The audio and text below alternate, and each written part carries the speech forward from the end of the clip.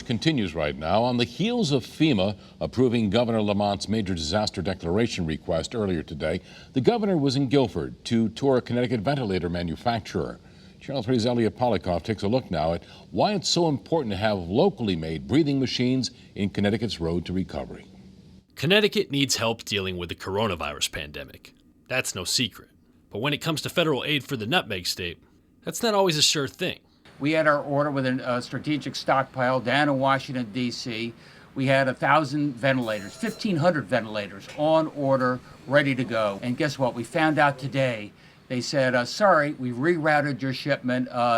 Your case is not as urgent as some other places right now. That's where Guilford-based Biomed Devices enters the equation. What's urgent for Connecticut is urgent for them. We're working 7 days a week right now. We're working overtime during the week.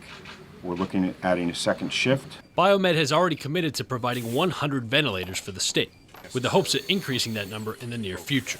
They've been talking about as much as 500, even 1,000 ventilators. There's no doubt that these Biomed ventilators will play a huge role in helping out those in need. But the question remains here in Connecticut, how much more work needs to be done? The answer to that question depends in large part on how different Connecticut medical companies work together. The problem is going to be raw materials. So we're looking at a partnership with a very large Connecticut-based company that is going to help us with our sourcing issues and possibly some manufacturing. So the degree to which we can have a homegrown supply chain makes a world of difference. In the meantime, the governor is continuing the push to put Connecticut's needs on equal footing with those in New York. They're funded at 100%. We're funded at 75%.